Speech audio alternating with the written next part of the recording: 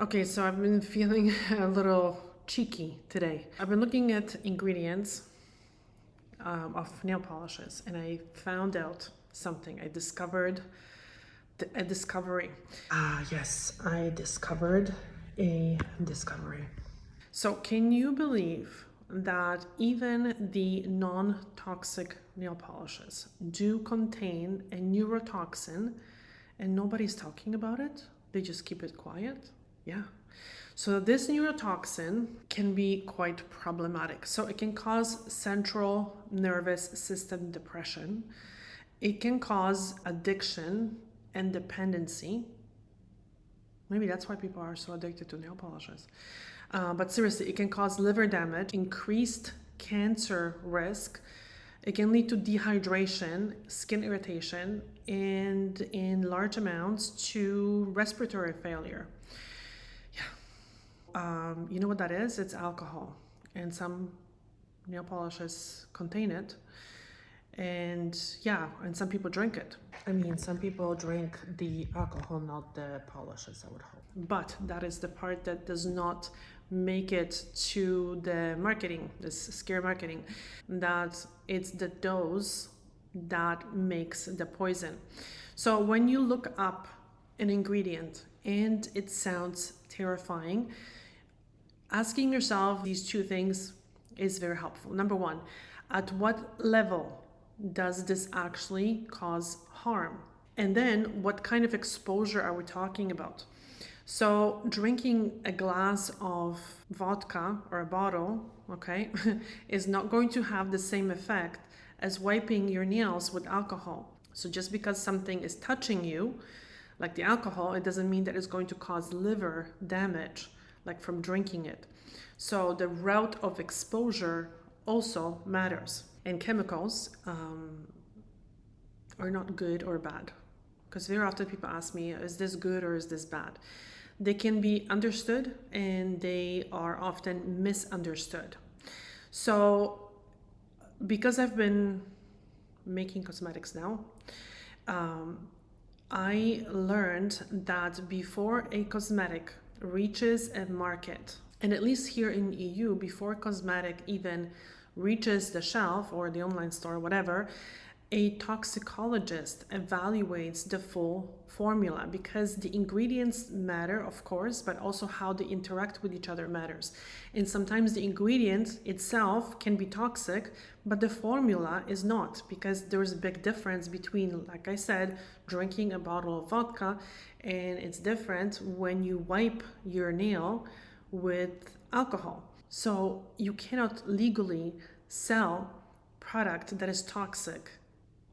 You can't put it on the market. So the idea of only a few brands selling non-toxic polishes or non-toxic formulas, it doesn't make sense, because it's not a special category. That's the baseline, that's the industry standard.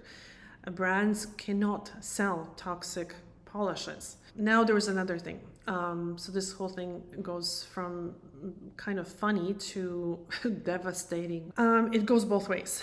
So not just the risk, but also the benefits depend on the amount. Let's take biotin as an example. So biotin, when you read up on it, it actually shows some promise when taken orally, in the range of roughly 2.5 to 5 milligrams daily for several months. And even then, the results are kind of not guaranteed. Okay, let's put it this way. But somehow we are supposed to believe that putting a tiny trace of biotin into a nail polish, so basically taking very small amount of biotin, putting it, wrapping it in a plastic and putting it on your nail and letting it sit on a fully keratinized nail plate is going to do the same thing, because companies put that into the polish, sometimes suggesting that it's going to make a difference onto your nails. The nail plate is not exactly known for deep absorption skills. It's more like a brick actually than a sponge. I know we often talk about the nail as a sponge, but it's more like a brick. It makes sense. It's very dense. So yes, the dose matters when something is harmful, but it also matters when something is supposed to be helpful. So this ingredient needs grams, bloodstream access, and months of consistent use to show a mild effect. A coating, a plastic coating that's for decoration, it's not going to outperform that. So this is how the marketing meets reality. So for example, you hear boom, boom, boom, biotin. It contains biotin. And this ingredient is linked. I love that. It's linked to stronger nails. So yes, biotin supplementation, like I said, it has shown some effect, but at around 2.5 to 5 milligrams daily, taken consistently for months. But when the product contains 0.000 applied on top of the nail for a few hours, it's not going to be the same. So unless the nails secretly developed digestive system and somehow can extract that minute amount of biotin from the plastic, I don't think it's going to work. No. Collagen is another thing. So very often people think that collagen is going to improve the nails, but the truth is that collagen, when you ingest it, because it kind of makes sense, right? Like collagen, you think flexible, bouncy, healthy, but collagen, when you eat it, it gets broken down to amino acids, and then your body uses those amino acids as it pleases. So it's not like you're eating the collagen, it's going to straight to your collagen. And another thing is that the nails are not made out of collagen, they're made of keratin. So that's different. It doesn't work that way. Another thing that people hope that is very helpful is vitamin oils. You hear that constantly, right? Vitamin E oil. People think it's a miracle. So, and the company says it's very nourishing and the vitamins penetrate deeply into the nail plate, nourishing it. No, they don't.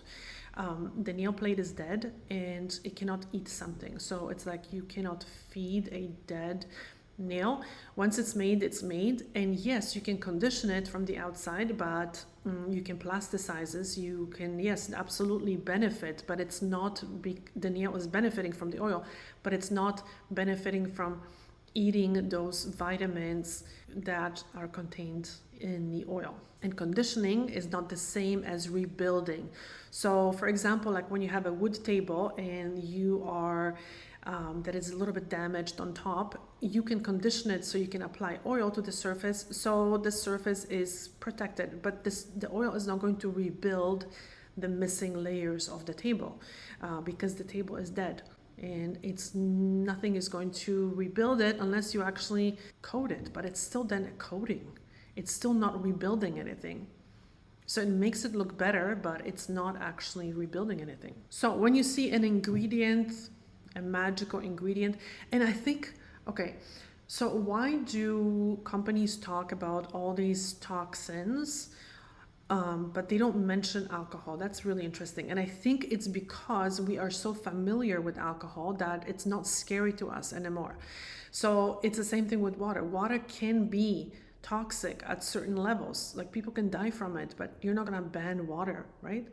So I think they don't use those words that it has a toxic alcohol, because everyone's like, okay, yeah, I know it's toxic, but it's like when you drink too much of it, it's going to be toxic. But if you wipe your nails with it, it's not going to be toxic. But the other ingredients that sound scary, they're easy to scare people with them because they're not familiar. I think that's why. So when you see a scary word, or when you see companies doing that, just ask yourself at what dose, what route. So how does it have to affect you? Like, do you have to actually eat it, or do you have to inhale it? Or putting it on the nail is completely different than inhaling a large amount. And another question is for how long. The third is how long, because Something that you use once every 2 weeks or once a week is not going to be the same if you're sitting in a room full of that ingredient for 8 hours a day. So that's a big difference as well. I hope that was helpful and a little funny, but also helpful. Thank you so much for watching. Bye.